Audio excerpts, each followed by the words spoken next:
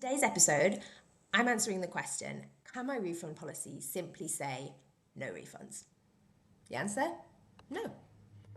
It's not going to be a super short episode like that. Within this episode, I'm going to break down why your refund policy cannot legally say no refunds and what you need to do about it if it does.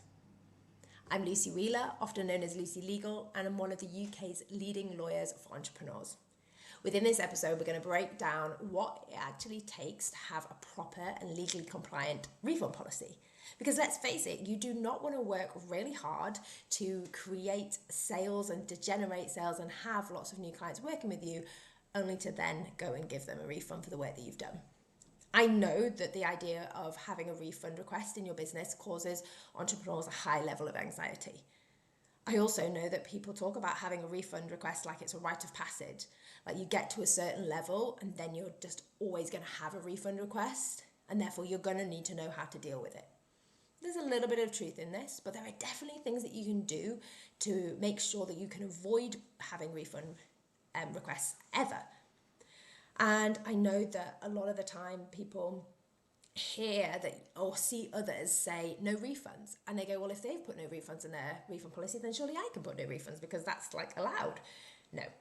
Remember that when we are running a business, we might be seeing people run a business from different countries. So what I'm going to speak to you today is about UK law.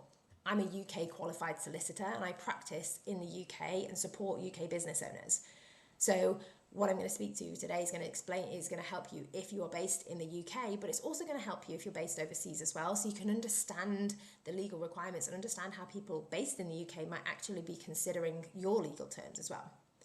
Now, there are a number of different factors that come into refund policies. And I have been explaining it to entrepreneurs for a number of years now. I've been working with entrepreneurs exclusively for 6 years. And in that time, I often say to people, you need to think of the who, what, when, where, and why of refunds. And the reason that's important is because whether or not someone is eligible for a refund depends on who they are, what they've bought, where they bought it, when they bought it and when they're asking you for the refund, and why they're asking for a refund. And the law applies differently to all the different circumstances and variations in those elements. It is not possible to just simply put no refunds because consumers have rights. So consumers have rights that they are entitled, that they are allowed to rely on. So if, for example, somebody orders your product online, they are entitled to change their mind within the first 14 days, unless certain bespoke elements apply, such as if it was a custom-made product, or if it was flagged at the point of purchase that there weren't going to be refunds for a specific issue. But you're only allowed to rely on the exclusions or the alternative route if you've made that clear at the point of purchase. So often people will say things to me like, well, you can put no refunds because it's a digital product. But you can't you can't just say there's no refunds after the event if you didn't make it clear at the point of purchase that someone wouldn't be entitled to a refund if they changed their mind. Now, the really important thing to realise here as well is that even if somebody didn't change their mind, they might still be entitled to a refund because that product might not be correct.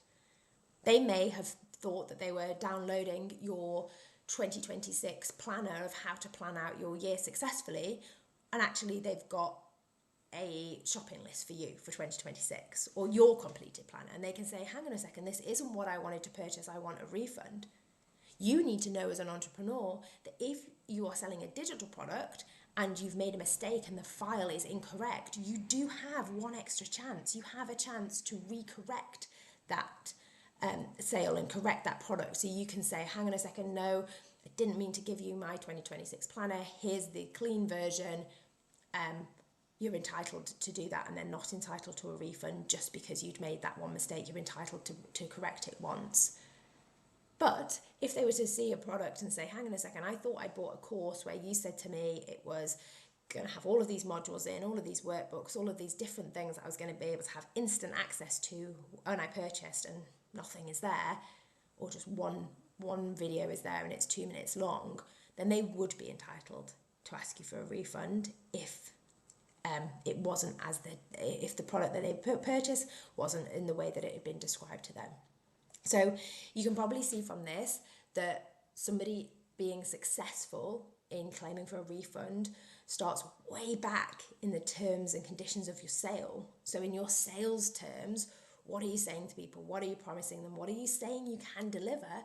And essentially, what are you saying to people you can't deliver? Because that's important too. I tend to talk about that as batteries not included. And I share lots of different tips around a lot of all the legal issues that you need to know for your business. And shortly, I'm also going to be running a masterclass to cover some key issues, because we have just drilled like really narrowly into sales terms and conditions and refunds. There is so much more to consider if you're a business owner. So I'll pop the details in below if you would like to join the masterclass, so you can do that. And if you don't want to join the masterclass and you just want to follow along for more free tips, please feel free to do so. Please make sure you like this video and subscribe, because it really helps the channel. And by subscribing, it means that you'll be able to come back and watch further updates and further videos just like this. Okay, I really hope that's helpful. Let me know if you have any questions. Just pop your question in the comments.